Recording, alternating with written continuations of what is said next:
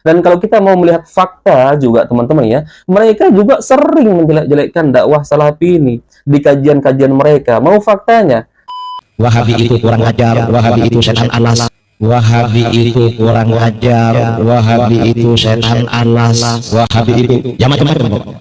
Lalu beliau bilang, kamu bilang begitu pahalanya sama dengan wiridan dan lebih afdal daripada wiridan. Padahal teman-teman, ketika Ustaz-Ustaz Salafi menjelaskan tentang perkara bid'ah, perkara kesyirikan, perkara yang bisa menjerumuskan seseorang kepada kekufuran, itu sedang menjelaskan hukum sebuah amalan ya. Kadang ada pertanyaan dari para jamaah, apa hukum melakukan maulid Nabi? Apa hukum melakukan tawasulan di kuburan orang sudah meninggal dunia? Dijawab oleh Ustaz-Ustaz Salafi sesuai dengan keilmuan mereka, sesuai dengan apa yang mereka yakini. Begitu juga dengan kalian di kajian-kajian kalian. Pasti kalian ya, kiai-kiai kalian, ustaz-ustaz kalian akan menjawab pertanyaan sesuai dengan apa yang mereka yakini, sesuai dengan keilmuan mereka. Makanya mereka aneh teman-teman ketika mereka mengatakan kami membubarkan kajian Salafi karena tidak sesuai dengan pemahaman kita. Subhanallah, siapa kalian harus menuntut kami harus sesuai pemahaman dengan kalian? Apakah kalian adalah barometer kebenaran? Allahu Akbar teman-teman ya. Assalamualaikum warahmatullahi wabarakatuh. Bertemu lagi di channel Nasrul Sunnah. Masih hubungannya terkait pembubaran kajian Ustadz Syafiq Riza Basalamah. Teman-teman, kita harus meyakini bisa jadi ini adalah salah satu cara Allah Azza wa Jalla untuk terus memperkenalkan dakwah tauhid. Karena ini bukan kali pertama terjadi pembubaran kajian seperti ini dilakukan oleh Bansor ya. Pernah juga menimpa Ustadz Khalid Basalamah, pernah juga menimpa Ustadz Firanda Andirja. Bahkan saya 3 kali pernah melihat teman-teman di hadapan saya ya, kajian yang tengah kita ikuti dari guru-guru kita, ustadz-ustadz kita dibubarkan oleh sekelompok masyarakat yang tidak setuju dengan kajian tersebut. Dan alasan mereka ya sederhana, alasan receh. Kenapa membubarkan kajian Salafi? Alasannya karena Salafi sering membicarakan atau menjelek-jelekkan amalan-amalan mereka, sering membidah-bidahkan katanya, sering mensyirik-syirikan. Subhanallah teman-teman ya. Padahal teman-teman, ketika Ustaz-Ustaz Salafi menjelaskan tentang perkara bid'ah, perkara kesyirikan, perkara yang bisa menjerumuskan seseorang kepada kekufuran, itu sedang menjelaskan hukum sebuah amalan ya. Kadang ada pertanyaan dari para jamaah, apa hukum melakukan maulid Nabi? Apa hukum melakukan tawasulan di kuburan orang sudah meninggal dunia? Dijawab oleh Ustaz-Ustaz Salafi sesuai dengan keilmuan mereka, sesuai dengan apa yang mereka yakini. Begitu juga dengan kalian di kajian-kajian kalian. Pasti kalian ya, kiai-kiai kalian, ustadz-ustadz kalian akan menjawab pertanyaan sesuai dengan apa yang mereka yakini, sesuai dengan keilmuan mereka. Makanya mereka aneh teman-teman ketika mereka mengatakan kami membubarkan kajian Salafi karena tidak sesuai dengan pemahaman kita. Subhanallah, siapa kalian harus menuntut kami harus sesuai pemahaman dengan kalian? Apakah kalian adalah barometer kebenaran? Allahu Akbar teman-teman ya.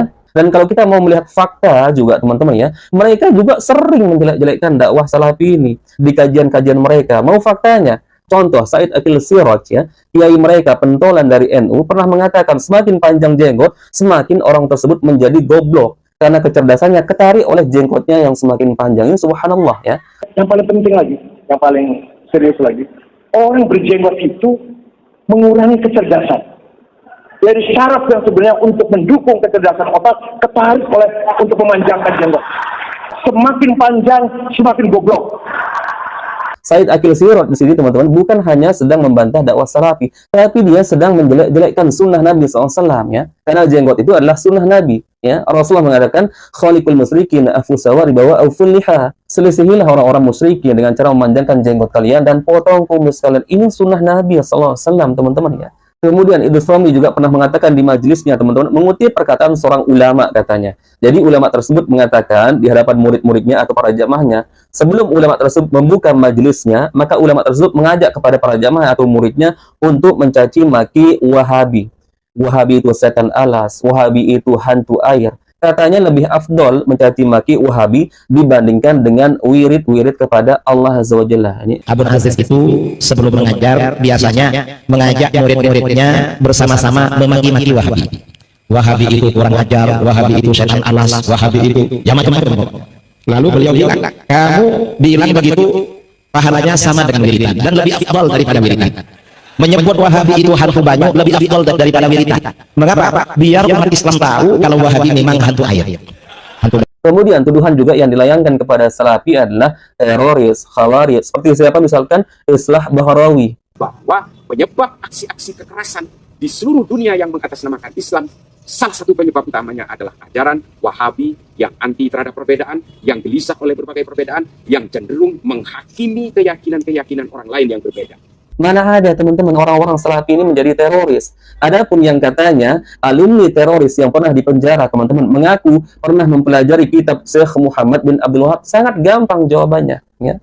Mereka kan hanya mempelajari kitab secara otodidak, ya, tidak dibimbing oleh ulama, tidak dibimbing oleh ustaz, tidak hadir di majelis ilmu salafi, teman-teman. Bagaimana bisa ya mereka akan paham isi kitab Syekh Muhammad bin Abdul Wahab? Jangankan kita para ulama yang kalian pelajari sendiri, teman-teman, bisa tersesat. Al-Quran kalian baca, ya teman-teman, hadis Rasulullah kalian baca, lalu kalian terjemahkan dengan otak kalian sendiri, bisa tersesat.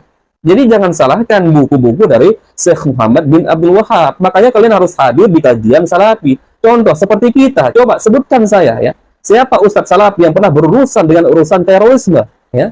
Bahkan kalian bisa melihat di kajian-kajian salafi, teman-teman, ya. Justru salafi yang paling banyak membahas tentang bahaya terorisme. Bahkan kalian bisa membuka TV One, ya. Dokumen TV One, teman-teman, pernah mengundang salah satu syekh dari Saudi untuk mencegah atau memberantas terorisme. Siapa itu? Yaitu Syekh Ali Hasan Al-Halabi. Assalamualaikum Syekh. Waalaikumsalam. Ini sudah berapa kali Anda datang ke Indonesia? هذه الزيارة بأي مرة؟ هذه الزيارة هي زيارة الرابعة عشرة، وأول زيارة لي كانت سنة 1996. Ini kunjungan yang ke-14. Bagaimana reaksi Anda ketika sudah bertemu dengan para napi teroris di Indonesia? ماذا انطباعاتكم بعد لقاء مع هؤلاء المعتقلين؟ انطباعي أن أكثرهم عنده حب للإسلام. Mereka sebenarnya sangat mencintai agama Islam. وقد يكون عند بعضهم طيبة قلب. Ada yang baik hatinya. لكنهم لم يعرفوا الإسلام الصحيح. Tapi pemahaman mereka yang harus diluruskan. ولم يفقهوا أحكام الجهاد الصحيحة. Mereka belum memahami hukum jihad yang benar. لذلك أسلوب التحاور معهم سيكون إن شاء الله نافعا وناجحا. Maka jalan dialog ini insya Allah akan berguna. Justru yang diundang oleh media seperti TV One adalah syekh-syekh dari kalangan orang-orang yang disebut sebagai Wahabi. Makanya juga pernah terjadi kepada Ustadz Arifin Badri. Silakan kalian buka dokumen di TV One, teman-teman, ya. Pernah Ustadz Arifin Badri itu dituduh sebagai antek-antek teroris, ya. Ternyata TV One ujung-ujungnya meminta maaf kepada Ustadz Arifin Badri. Anda bisa melihat di layar kaca Anda, ada 3 nama yang teridentifikasi dan saling terkait satu dengan lainnya, yaitu Badri, Purwa, Joko Prihanto alias Joko Jihad alias Joko Pakil. Dan Senin lalu kami menayangkan foto Dr. Muhammad Arifin Badri yang bersangkutan sama sekali bukan Badri Hartono, terduga teroris yang ditangkap oleh Densus 88 di Solo Sabtu lalu. Dengan penayangan foto ini kami meminta maaf kepada Dr. Muhammad Arifin dan penayangan ini sekaligus mengoreksi berita yang kami tayangkan sebelumnya. Subhanallah, silahkan kalian buka, teman-teman, di YouTube, ya. Ada masih, ya, video-video mereka. Jadi dusta semua itu, teman-teman. Tuduhan kepada salafi adalah terorisme, haus darah, teman-teman. Subhanallah. Sejak kapan dakwah salafi ini membunuh orang? Mana buktinya, ya? Buku yang ditulis oleh Syekh Idhram alias Marhadi itu semuanya dusta, teman-teman, ya. Kalau Wahabi ini haus darah, ya, memecah belah umat, kemudian menumpahkan darah, coba tunjukkan saya datanya, ya. Mana orang-orang salafi yang pernah terbukti berkasus di kepolisian yang pernah membunuh sesama muslim? Di Saudi juga bagaimana kondisinya? Kalau benar Saudi itu, ya, adalah negeri Wahabi yang haus darah, teman-teman, nggak mungkin orang setiap hari berumroh, nggak mungkin orang juga akan berani berhaji ke sana, teman-teman, ya. Nih, gunakan akal kalian. Itu murni adalah tuduhan-tuduhan dusta karena semata-mata merasa iri dengan perkembangan dakwah salafi yang semakin digempur, semakin justru berkembang, teman-teman, ya. Makanya kalian bisa melihat faktanya, teman-teman, di lapangan. Dakwah salafi ini yang semakin digempur, yang semakin dituduh ini dan itu, bukannya semakin redup, tapi justru semakin berkembang. Ini fakta. Ini fakta. Bagaimanapun caranya orang-orang membenci dakwah salafi, teman-teman, ya. Bagaimanapun caranya mereka memusuhi dakwah salafi, ya. Allah dengan mudah membolakkan hati orang tersebut, ya. Dan banyak sudah statement, teman-teman, yang awalnya membenci dakwah salafi, mencaci maki bahkan, teman-teman, ya. Tapi alhamdulillah Allah Azza wa Jalla berikan hidayah. Dan kalian juga perlu tahu, kami ini yang ngaji di salafi ini bukan dari lahir, teman-teman. Begitu kita dilahirkan langsung mengenal dakwah salafi, enggak.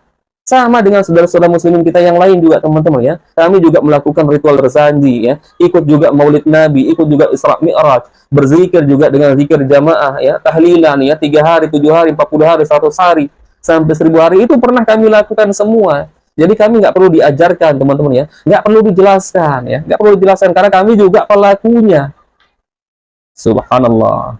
Baik, teman-teman, mungkin itu yang bisa kita sampaikan. Dan semoga Allah Azza wa Jalla berikan hidayah bagi kita semua. Wabil khusus adalah orang-orang yang masih membenci dakwah salafi. Biasanya orang-orang seperti itu teman-teman karena belum kenal ya, belum tahu. Sama dengan kalian juga dengan saya yang sudah bertahun-tahun ya ngaji salafi ini, awalnya kita juga membenci dulu teman-teman. Karena kita nggak kenal. Setelah kenal, alhamdulillah. Oh iya, mungkin itu yang bisa kita sampaikan teman-teman. Insya Allah kita bertemu lagi di video berikutnya. Assalamualaikum warahmatullahi wabarakatuh.